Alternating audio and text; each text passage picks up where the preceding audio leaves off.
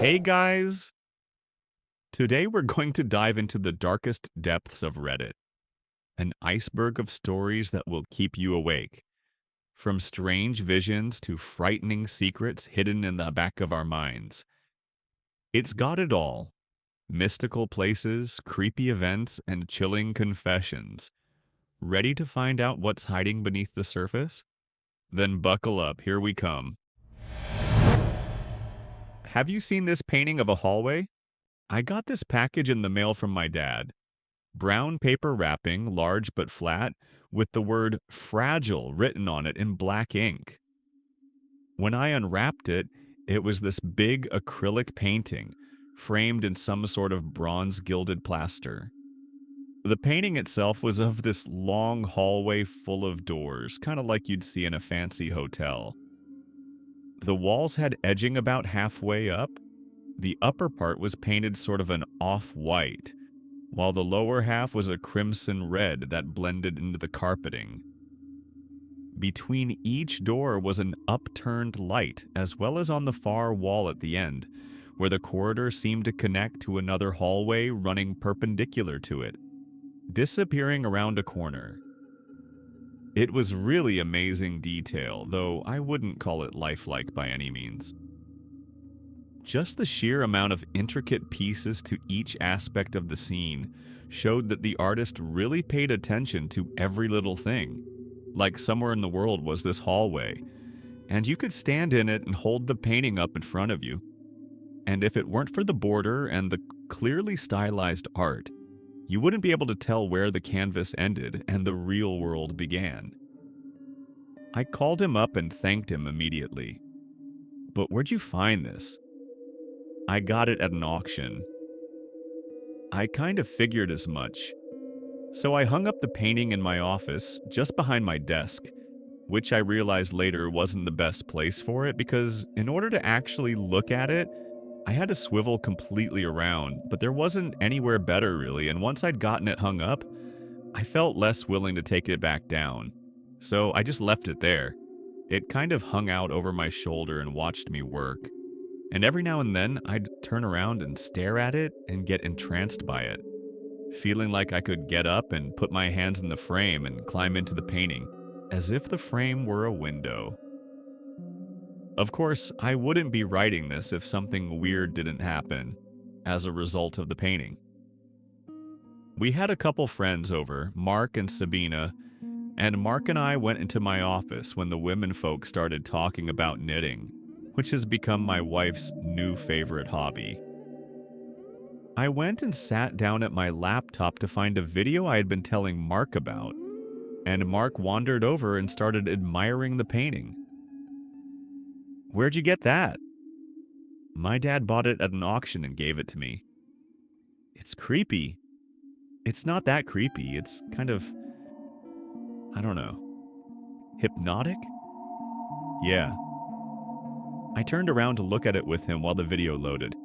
He got up close and was running his finger over the canvas, feeling the raised acrylic, and I just let my gaze wander over all the details again. "Huh, I didn't notice that before." "What?" "At the end of the hall, there's some sort of light coming from around the corner, and it's casting a shadow on the floor."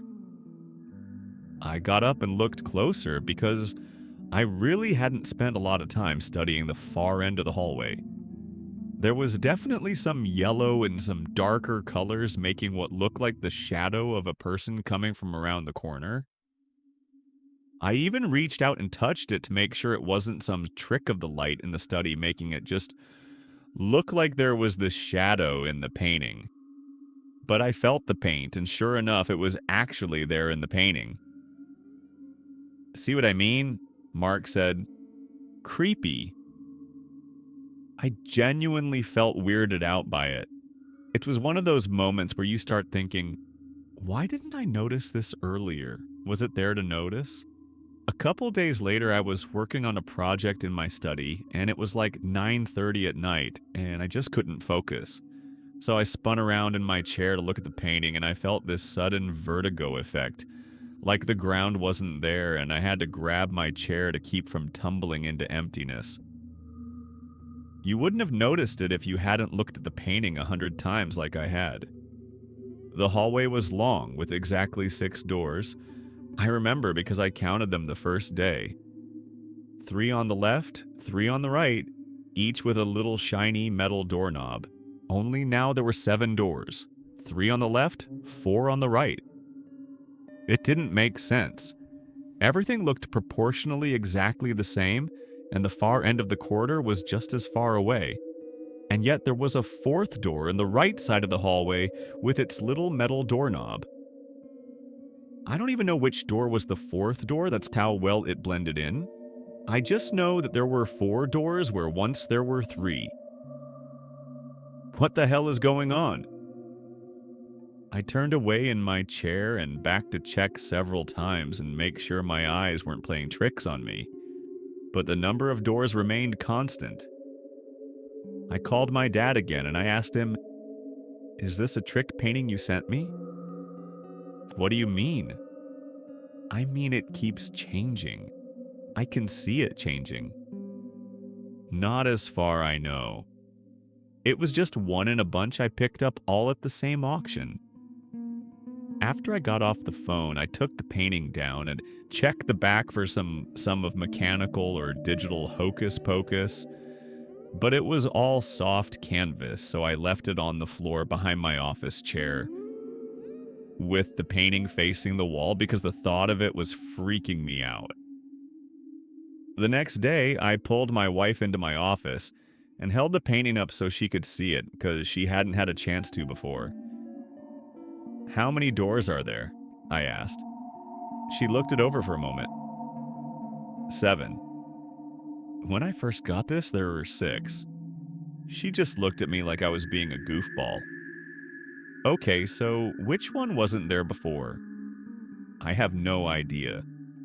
"You don't know which door magically appeared?" And she laughed and gave me a kiss and went back into the other room. It gets worse. The next time I chatted with Mark, I told him about the extra door in the painting. "Are you sure there weren't 7 doors to begin with?" "Well, I would swear I counted 6. "Well, if another one shows up, at least Melissa counted 7 and can confirm it then." "You know what you should do? You should take a photo of the painting so you can prove it if anything else changes." What a great idea. So I got my phone and took a photo of the painting. 2 days went by. Nothing. On the third day, I walked into my office and there was a man staring at me. Well, I mean, I can't say that it was a man or a woman. Hell, I can't say that it was human. There was a shape at the end of the hallway in my painting.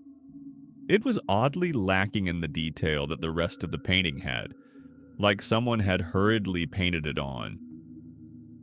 I even ran my hand over it to make sure it wasn't fresh, that someone hadn't actually come in and painted over my painting to drive me crazy. It was really there. And the look of it scared me more than anything else, changing painting included. I wish I could do it justice with words, but the best I can describe it is that it was humanish, with legs and arms, but it seemed squat or hunched and lopsided, like someone had slapped a blurry Quasimodo onto an otherwise beautiful painting. You couldn't see the details of its face, but you could see shading on it, defining really warped features. I was almost glad that there wasn't more detail to it, except that it left just enough to the imagination to give one nightmares. But I had proof. Here was proof that the painting was changing. So I brought up the file on my laptop to show my wife for comparison. Only when I did, the figure was in the photo I took too. At no point did I start questioning my sanity about all this. Something unnatural and terrifying was going on, so I took the painting out of the house and set it on the curb where we put our trash for pickup. I was so done with that painting, or so I thought. The next evening, when I got home from work, it was gone from the curb. I figured someone had seen it and taken it home, and I waved my hands and said, "Good, now it's someone else's problem." I went in, played with daughter, had dinner, put them to bed, and after watching a show with my wife, went into my office to check my email. No, the painting wasn't back on the wall. I made sure of that the moment I walked in the door. But I got a message from Mark asking if the painting had changed anymore, and I told him about the creepy new addition and also how I had gotten rid of the painting. Oh man, that sounds cool. I wish I'd gotten a chance to see it. Well, I can send you the photo I took of it. Cool. So I opened the image file. The thing in the painting had raised its arms. Before, you could only barely make out the arms hanging at its sides, but now both arms were raised up over its head, and its fingers were spread apart like it was waving hello at me. I think it was waving hello at me. I zoomed in as best as I could without pixelating the image, and the shaded contours of the face seemed stretched into a grin. I sent Mark the file, but the connection kept fucking up, so I put it in a folder on my Dropbox account and gave him access to it. The file's corrupted. He texted me. I tried to open it as well, but he was right. Every time I copied the image file, somehow it got corrupted. It must be the spooky magic, Mark joked. This is no joke. I'm freaking out here. Delete the file if it's scaring you so bad. So I deleted the file, but it gnawed at me, you know? The painting was still changing, in horrible, terrifying ways, seemingly acknowledging my observation of it, and now it was gone. But if it was gone, why should it matter? If something unholy happens, it's the problem of whoever has the painting now, right? And they'll see it changing too, won't they? Oh shit. It was 2 days later, and I was organizing a folder of documents and had accidentally deleted a couple I hadn't meant to. I went into the Windows recycling bin and, you guessed it, there was the image file along with the documents. I had to look.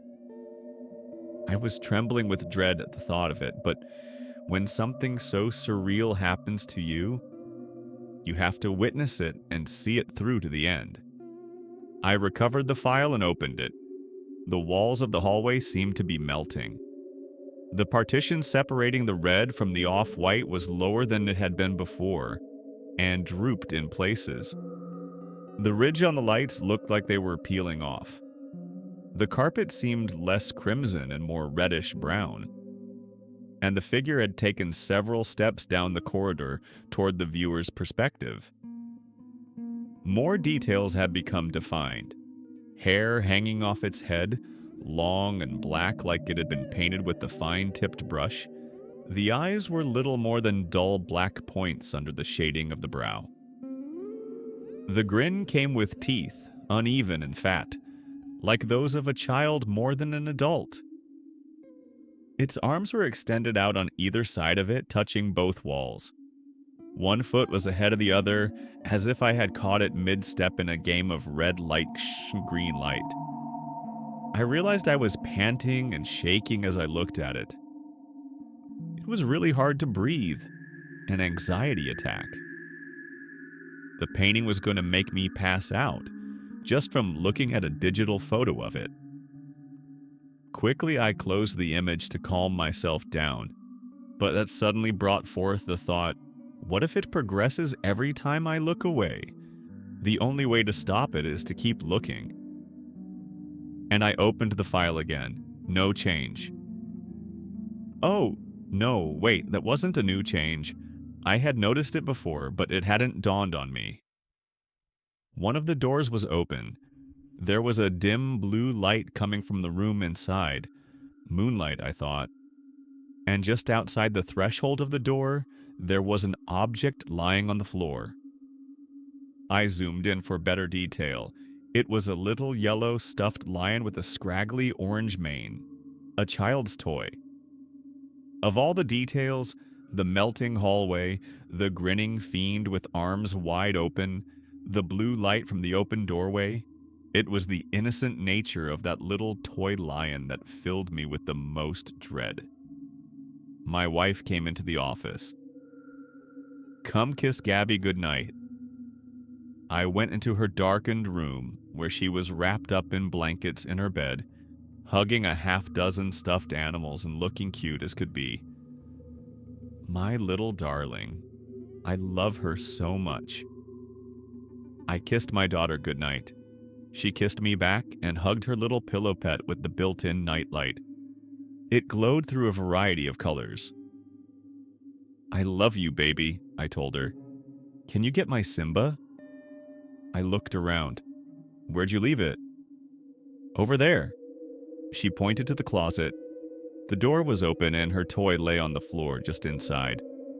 Simba, her little yellow stuffed lion with the scraggly orange mane.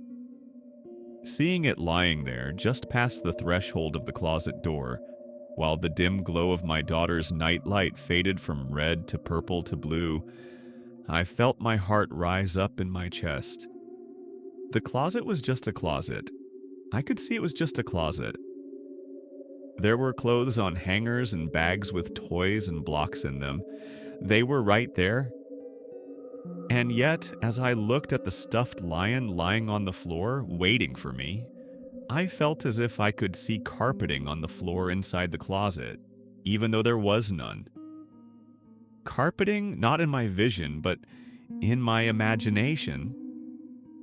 And maybe if I went in and shut the door, I'd find that the walls beyond those clothes had a wooden partition, red below, off-white above. And maybe there was something hunched and terrible shambling its way toward us, even as I stood there staring at that toy. I walked, briskly, trying not to look half as frightened as I was, snatched up Simba and shut the closet door. My breathing was heavy, like I'd just run a mile, and I struggled to avoid gasping for breath as I tried to calm myself down. "Hey, did that poster fall down?" I asked nobody in particular, then pretended I was trying to adjust a cat poster that had been on the floor by her dresser for months, and shoved the heavy dresser over so that it partially blocked the closet door. "Here's Simba, sweetie." I handed the lion to Gabby, gave her a quick hug and kiss, and wished her good night before rushing back to my office. The painting had changed, as I knew it would. The open door was closed, the toy gone from the floor. The hallway was dimly lit with yellow light from the melting lights again. But the thing, that not quite human fiend, was standing right outside the now shut door, its body turned to face it with both hands pressed up against the door itself, like it was running its hands down it, caressing it. And its head turned toward me, still grinning that awful, frightening grin full of gnashed, crooked teeth. Oh God, how close had it been? No, it's just a closet. The hallway is not there. It's not real. None of this is real. I've put up signs around the neighborhood, knocked on doors, asked everyone I know and many I don't if they know who took the painting. I need to find it and get it back. I want to tear it, shred it in my hands, throw it in a fire and watch it burn to ashes. Jesus, God in heaven, I hope it didn't end up in some landfill.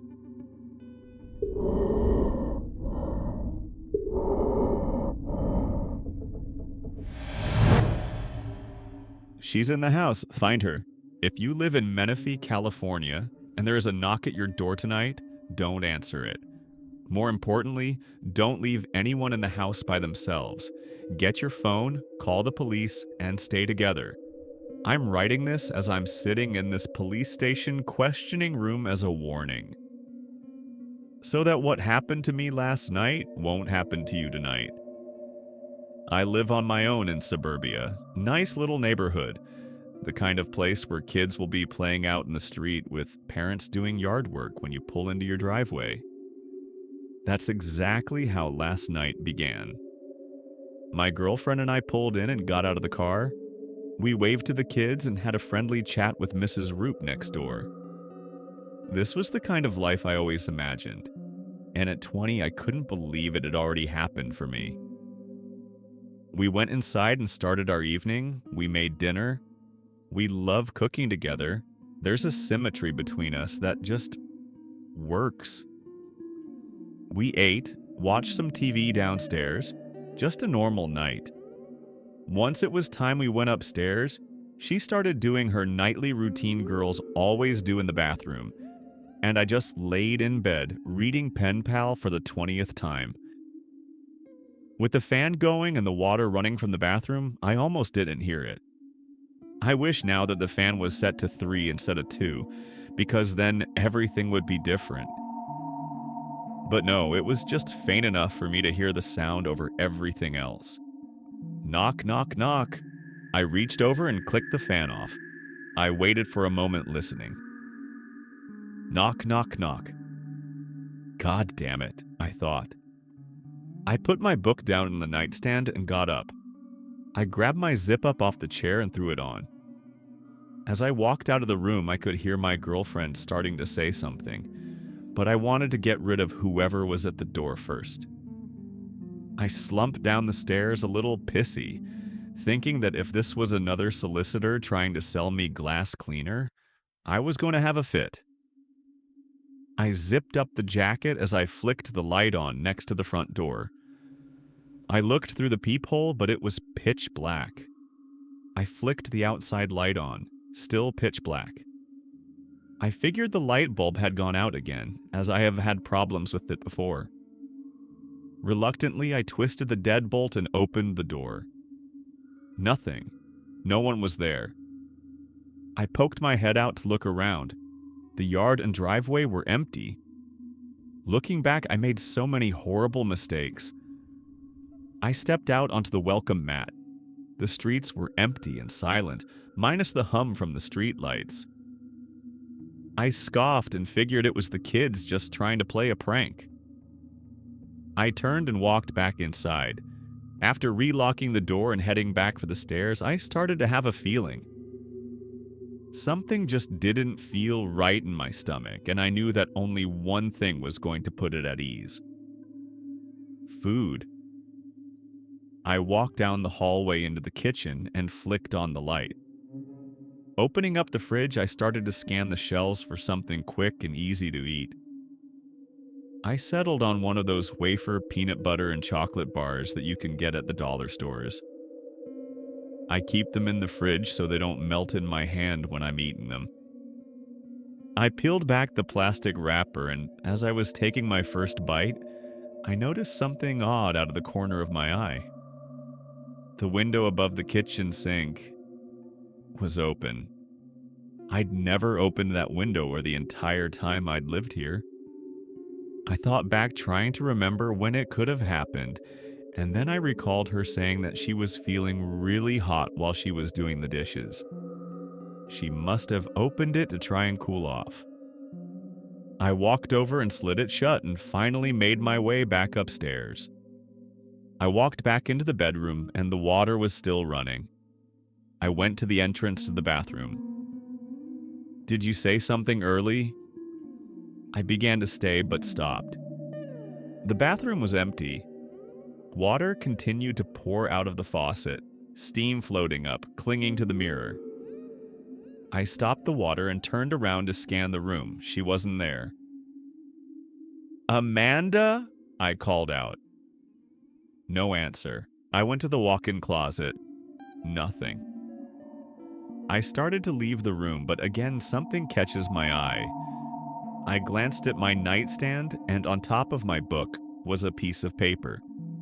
It was folded in half and set up, making it look like a little tent.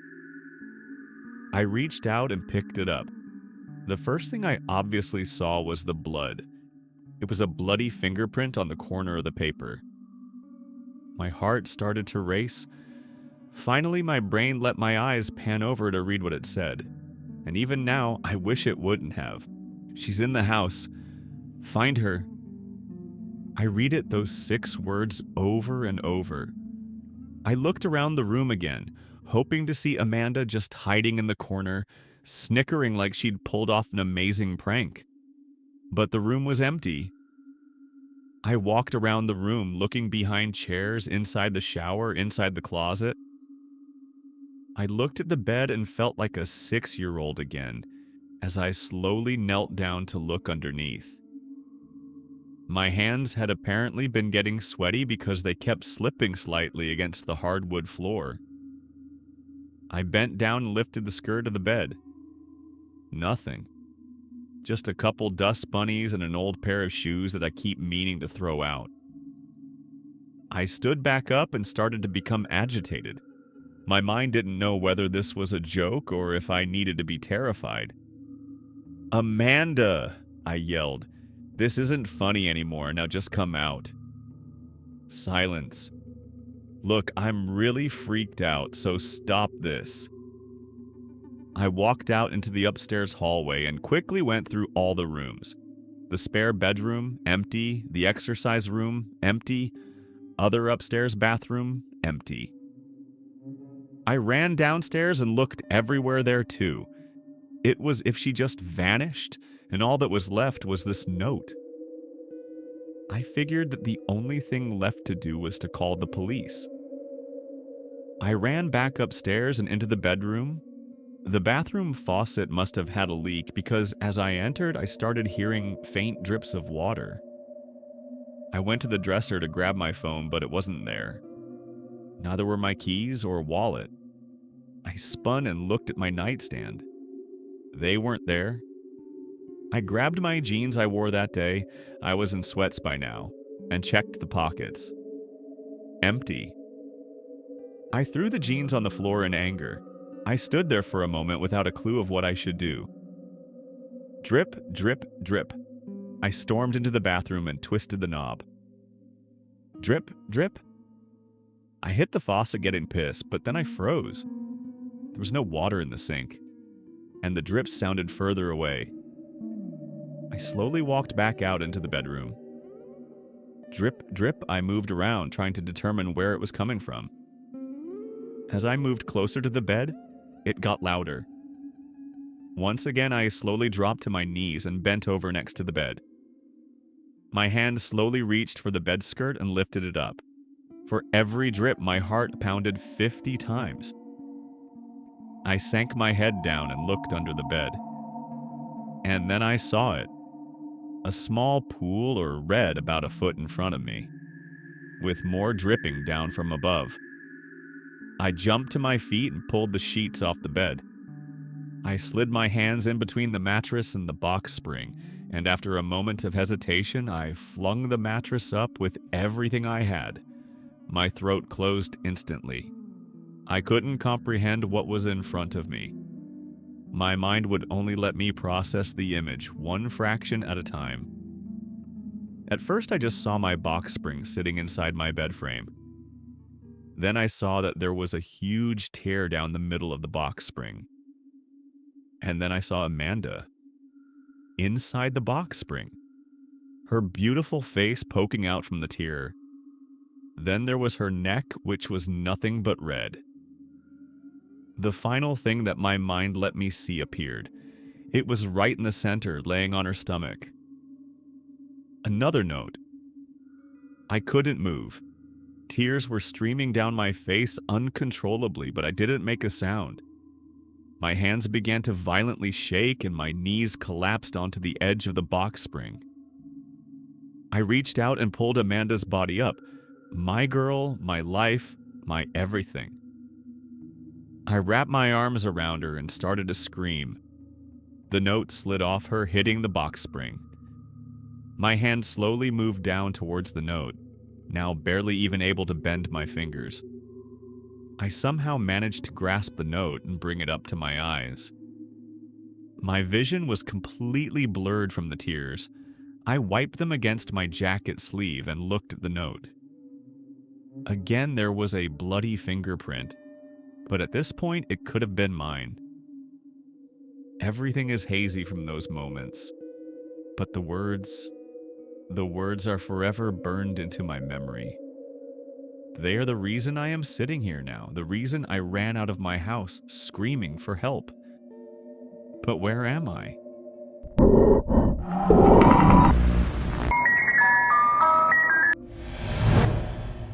An email from my daughter's killer. Do you believe in coincidences? Seems like a funny question, doesn't it?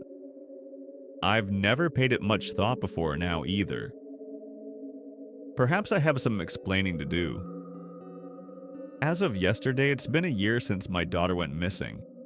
There was never any ransom note, no remains discovered, and not an iota of evidence to support the standard theories of foul play and kidnapping. Aside from her absence itself, the whole situation seemed freakishly clean. At only 14 years old, she'd gone missing without a trace. Her name was Emily.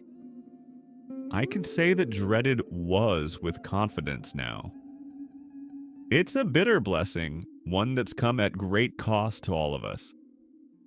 When Emily disappeared, she left myself, her father, and her older brother Joseph in a state of perpetual anxiety, the limbo of monstrous uncertainty. Every phone call was a needle pressed into our skin, and every newscast that aired about that poor girl still missing, presumed dead, felt like having boiling water poured down our throats. Not knowing, that's the real torture. Until yesterday, I truly believed that.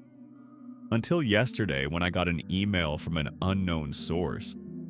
An email claiming to have the truth of what happened to Emily on that terrible day.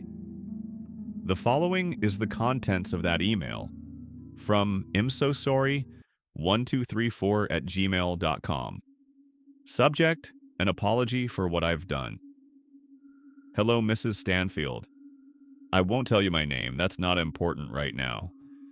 What's important is what I've done, and how sorry I am for doing it. I'll be quick and honest. Emily is dead, and I killed her. I would love to tell you it was quick and merciful, but it was neither. She died slowly and terribly. I can't imagine that my initial enjoyment of that fact will serve as any kind of consolation. I've loved Emily for a very long time, in what you might call an improper way. The hardest part was knowing she could never love me back, at least not in the way I loved her. Though this wasn't for lack of trying, though. I'd made passes before, just silly attempts really, but she was never receptive to my affection. She was disgusted by me, and that made me feel small and angry. Though I can be thankful of the fact that she never told you about any of it. I guess it would have been terribly embarrassing for her if you knew. Not that she'll care now. Do you know how hard it is to cope with fantasy, Mrs. Stanfield? I've had such ugly dreams about Emily, and I know that they're ugly, but I still can't help but find them so exciting. I've wondered many times over the past year whether it was the ugliness of it all that made me so passionate.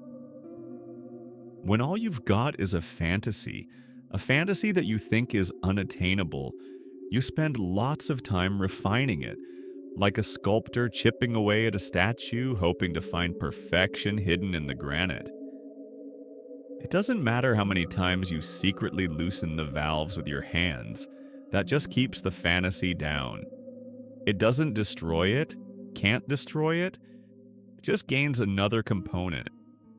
Maybe it's another 15 minutes of torture, another scream. Maybe it's a different tool added to the kit. By the time the fantasy comes to boil, it's too complex to be satisfying on the basis of thought alone. You have to make it into flesh. Warm, satisfying flesh. And I did, Mrs. Stanfield, I really did. I have to be honest with you. It wasn't so much about wanting to live my fantasy as it was about wanting to know whether I had it in me to carry it out. There was no dignity in pleasuring myself to the thoughts of violence, only in being able to say that I had the courage to do the one thing that had been giving my life any sort of meaning. And a year ago today, I proved that I did have that courage. My little indiscretions were in the past. I was patient, like a crocodile. I played the long game. I got Emily to trust me again with time. I let her be comfortable around me, let her drop her guard. She was on her way home from school when I finally took a chance and made my move. I'd picked out an old beat up shack in the woods in advance. I threw down a woolen tarp and prepared some shackles. I even lit a few candles for romantic effect. More for myself than her, admittedly. Emily was apprehensive at first, but I managed to talk her into visiting the little cabin with me. The door was shut and bolted behind us before she ever even saw the gun I was holding. But when she did, she was a good girl and didn't scream. Though I must say, I was a little disappointed at that. I'm not a pornographer, so I won't be lured with the details of what I did. I'm aware that it's perverse, but the wind outside hardly matters when you're a hurricane. My whole life was perversity, hidden and locked away. Emily was the outlet for that perversity. Part of me thinks I only ever loved her because she was convenient, because she was accessible. I used a hammer, a knife, a pair of pliers, and a power drill. It all got messier than I expected. So much blood, so much other things. All in all, it took a few hours before she finally died, which was admirable. She never did let me have my fun. Emily was such a strong girl. You should be proud of her, Mrs. Stanfield. For my own pride, I'd like to state that I didn't fuck her before she died. I couldn't bring myself to cross that barrier knowing her eyes would be on me while it was happening. The thought of it disgusted me. She died, to the best of my knowledge, a virgin. Once I was fully done with her, and the euphoria of it all had passed, it dawned on me what a terrible thing I'd done. My pleasure turned to disgust, and all the sweetness that was inside of me while I was killing her turned sour. I realized that I was not meant to be a murderer, that it didn't suit me, that beyond the temporary pleasure of the act, the thought of taking someone's life repulsed me. I was a fantasist who made a terrible, terrible mistake, one that cost the life of a promising young girl. If there is a grand plan out there that we're all a part of, I could feel that what I had done was a deviation from that natural law. I was disgusted at the act and at myself. This little experiment had backfired on me entirely. I was so out of my depth. Once I'd gotten over the initial wave of fear and panic, I cut up Emily's body into smaller pieces that were easier to carry. I took all the pieces, wrapped them up in the woolen tarp, and burned them with lighter fluid in the woods. After that, I buried the bundle of charred bones and ashes, wishing I could have just forgotten all of it.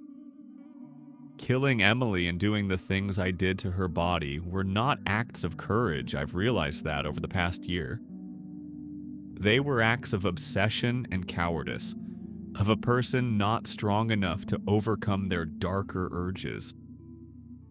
I've been racked by guilt, surrounded by reminders of the life I've taken and can never give back. That's why I've decided to do the courteous thing and let you know that I've decided to take another life, mine. All I can ever be is a danger to the people around me, a time bomb destined to blow up and hurt another innocent. The only altruistic thing for a person in my position to do is take myself out of the picture. I'm sorry for what I did to Emily. I don't expect for you to forgive me, nor do I think I deserve it. I just hope this gives you some sense of closure and allows you to move on. My sincerest apologies. After I read that terrible email, I cried for hours.